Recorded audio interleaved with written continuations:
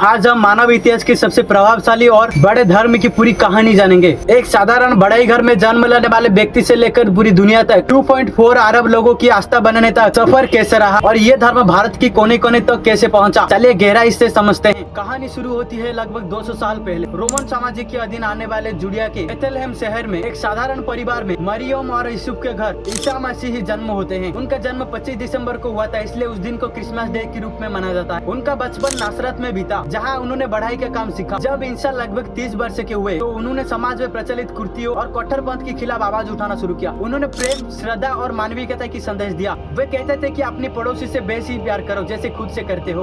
उन्होंने अपने साथ 12 शिष्यों को चुना जो उनकी शिक्षा को आगे बढ़ा सके। लेकिन दोस्तों, समस्या यहीं से ही शुरू हुई। एक व्यक्ति जिसने प्रेम, श्रद्धा और सत्य का संदेश दिया, वही व्यक्ति ही सत्ता और भीड़ की नफरत के शिकार बना। यीशु मसीह को कोड़े मारे गए, अपमान किया गया और उनके कंधे पर भारी क्रॉस रखकर कालवारी नाम पहाड़ी तक ले जाया गया। उन्हें रास्ते में बहुत ही बुरी तरीके से टचर किया गया। उन्हें माउंट कालवारी में 2 दूसरे अपराधियों के साथ क्रॉस को लोहे की कीलों से ठोका गया। खून और यातना के बीच भी यीशु की शब्द नफरत के नहीं, क्षमा की थी। हे पिता, उनको क्षमा कर दे, क्योंकि ये नहीं जानते हैं कि ये क्या कर रहे हैं। ये एक मूर्त नहीं थी, ये एक संदेश था कि प्रेम हिंसा से बड़ा है और क्षमा बदले से शक्तिशाली है। यीशु की मृत्यु के बाद उनका शरीर को दफना दिया गया, लेकिन कहानी यही खत्म नहीं होती। यीशु मान्यता के अनुसार मृत्यु होने के तीसरे दिन में यीशु मसीह जीवित हो उठे, जिसे हम आज ईस्टर के रूप में मानते हैं। उसके बाद उनका शिक्षा में एक नया ऊर्जा आई। उन्होंने इस संदेश को पूरी दुनिया में फैलाने का जिम्मा लिया। अक्सर कहा जाता है कि ईसाई धर्म अंग्रेजों के साथ आई, लेकिन ये आधा सच है। इतिहास बताता है कि संत थॉमस, यीशु की शिष्यों में से एक, लगभग 52 ईस्वी में भारत आई। वे केरल पहुंचे और यहाँ ही पहला ईसाई समुदाय बना, जिसे आज हम सेंट थॉमस क्रिश्चियन कहा जाता है। व्यापार के साथ धर्म भारत का पश्चिम एशिया से व्यापार था। सीरिया और पारस के व्यापार अपने साथ ईसाई परंपरा लाते रहे। पुर्तगाली और ब्रिटिश का 1498 में भास्को गामा भारत पहुंचे। उसके साथ आया कैथोलिक चर्च। उसके बाद गोवा में चर्च, स्कूल, अस्पताल, शिक्षा, खास करके आदिवासी पूर्वोत्तर भारत में ईसाई धर्म तेजी से फैला।